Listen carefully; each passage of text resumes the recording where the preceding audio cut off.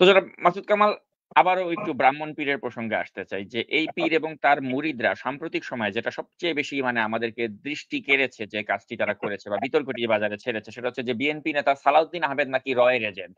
উনি নাকি রয়ের দ্বারা ভারতের শিলংয়ে আরাম আয়েশে ছিলেন এবং এই যে পীর এবং পীরের মুরিদরা তারা যে হঠাৎ করে এই বিএনপিকে বা তাদের মতের বাইরে যারাই রয়েছে তাদেরকে ঢালাওভাবে রয়ের এজেন্ট বানিয়ে দিচ্ছে, আপনাকে বানিয়ে দিচ্ছে, আমাকে বানিয়ে দিচ্ছে। এই র ট্যাগ মারাটা মানে এই বিষয়টা আপনি কিভাবে দেখছেন? শুনেন, যখন যুক্তি না থাকে তখন এগুলি বলে। দেখেন, আমি ওনার সম্পর্কে আসলে বলতে চাই না, আমার আসলে রুচিতে বাধে। কারণ ওনার সম্পর্কে আমি কি বলবো বলেন? ওনার তো কথা আসলে কোনো ভদ্রলোক তো ওনার কথা শুনতে পায় না। ওনার যে সমস্ত কথাবার্তা বলেন, শুনলে পরে মুসলমানের ওযু নষ্ট হয়ে যাবে। উনার এমন অশ্লীল কথাবার্তা উনি বলেন। তো উনার সম্বন্ধে বলাটা আমার আসলে আমার আসলে রুচিতে বাধে। আমি কিন্তু একটা কথা বলি, সিম্পল একটা কথা বলি, বোঝার চেষ্টা করেন। সেই জিনিসটা হলো কি, আমরা কিন্তু এর মধ্যে দেখেছি যে ২০১৮ সালের দিকে উনি এই দেশ ছেড়ে চলে গেছিলেন এবং ওইটার ভিডিও দেখেছি। নুরুল ইসলাম ছোটন এবং মুজিবুর রহমান মঞ্জু ওরাকে সীমান্ত পথে এগিয়ে দিলেন। উনি ইন্ডিয়া চলে গেলেন।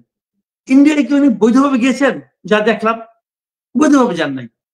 উনি তো সীমান্ততে ঢুকে গেলেন, ঠিক কিনা বললো যে রাস্তা খালি, চলে যান, আপনি চলে গেলেন। ওইখান থেকে উনি কোথায় গেলেন? ব্যাংকক গেলেন। ব্যাংকক থেকে কোথায় গেলেন? ফ্রান্সে গেলেন। ঠিক তো। এখন ইন্ডিয়া থেকে ব্যাংকক গেলেন কিভাবে?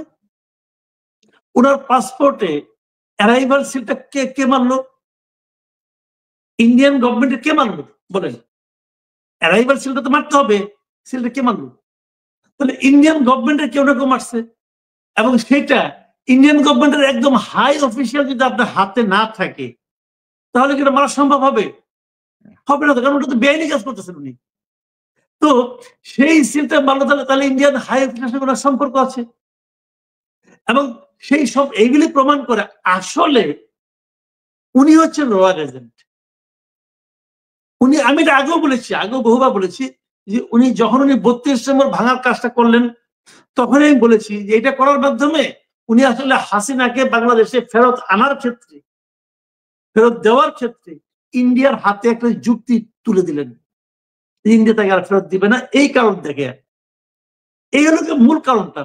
এবং উনি যা যা করেন এই সবই আসলে রয়ের পক্ষ হয়ে করেন বলে আমার ধারণা। আমি উদাহরণ দিয়ে বলি, ওনার প্রত্যেকটা কাজ বাংলাদেশের স্থিতিশীলতা নষ্টের জন্য। উনি সব সময় দেশের মানুষকে খেপিয়ে দিতে চান। উনি কিন্তু মেধাবী লোক, আমি ওনার মেধার খুব প্রশংসা করি। ওনার পড়াশোনা অনেক, আমার তাও কোনো সন্দেহ নাই। উনি কথা যুক্তি দিয়ে দিয়ে কথা বলেন, ভালো। কিন্তু অনেকগুলো যুক্তির মধ্যে দিয়ে একটা মিস ইনফরমেশন ঢুকাই দেন এবং ওটাকে এমন ভাবে টুইস্ট করেন যে টুইস্ট করার কারণে মানুষ অনেক সময় একটা তথ্য দিলে আপনি তো সঙ্গে সঙ্গে প্রমাণ করতে পারবেন না, চেক করতে পারবেন না। উনি কিন্তু এভাবে মানুষকে একটা দিকে ধাবিত করান এবং প্রত্যেকটা কাজে ওনার লক্ষ্য হলো বাংলাদেশে একটা অস্থিরতা তৈরি করা। বাংলাদেশ অস্থির হয়ে গেলে, বাংলাদেশে অস্থিরতা থাকলে লাভটা বলেন, লাভ ইন্ডিয়া।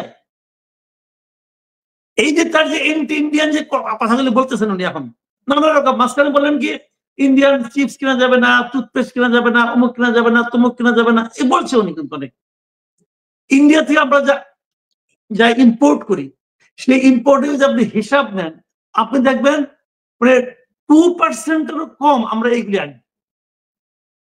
সবচেয়ে বেশি ইম্পোর্ট করে কি কমোডিটি না, কিন্তু সবচেয়ে বেশি ইম্পোর্ট করে বিভিন্ন মেশিনারি, গার্মেন্টের মানে গার্মেন্টস ফ্যাক্টরির তুলা, সুতা, রং, এগুলি ইম্পোর্ট করি। ওগুলি নিয়ে ওনার কোনো আপত্তি নাই। ওনার আপত্তি হলো টুথপেস্ট নেওয়া, ওনার আপত্তি হলো পেঁয়াজ নেওয়া। কেন? এগুলি আওয়াজ বেশি হয়। কাজেই উনার কাজের কারণে, কিন্তু উনার বক্তব্যের কারণে, উনার কর্মকাণ্ডের কারণে ভারতের অর্থনৈতিকভাবে কোনো ক্ষতি হয় না। বাংলাদেশের মানুষকে উনি সবসময় উত্তেজিত করে রাখেন যেন তারা নাকি সবসময় এন্টি ভারত, এন্টি ইন্ডিয়ান কথাবার্তা বলে। এটার মাধ্যমে এখানে একটা অস্থিরতা উনি তৈরি করতে চান। এবং উনি যে মানে মানে সবচেয়ে বড় কথা হলো, জানেন কি বলবো, এগুলো আসলে অত বেশি মানে বলাও যায় না, বলাও অরুচিকর। তো যাক, ওনার কথা আমি মনে করি যত কম বলা যায় ততই ভালো।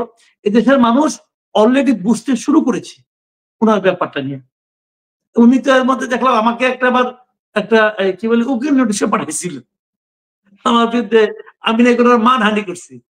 উকিল নোটিশে পাঠাইছিল তো কি হয়েছে? আমি এগুলো পাত্তা দেই নাকি রে ভাই। উনি আছে ওনার মতো ওই ভয় দেখায় মনে করছে আমি তারপরে মানে নতজানু হয়ে ওনার কাছে মাপ চাবো। মাপ চাওয়ার কি আছে?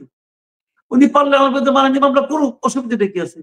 ওনার যদি মান হানি হয়ে থাকে আমিও খুঁজে দেখবো ওনার কতটুকু মান আছে আর কতটুকু মান নাই। ওনার মান আর কি থাকবে? যে সমস্ত সোশ্যাল মিডিয়া ওনার সম্পর্কে দেখি, ওনার যে সমস্ত ছবি টবি দেখি, ওনার মান কতটুকু আছে এটা নিয়ে তো সন্দেহ আছে। যা হোক করে নিয়ে বলতে চাই না ভাই, যা বলার বলা হয়ে গেছে।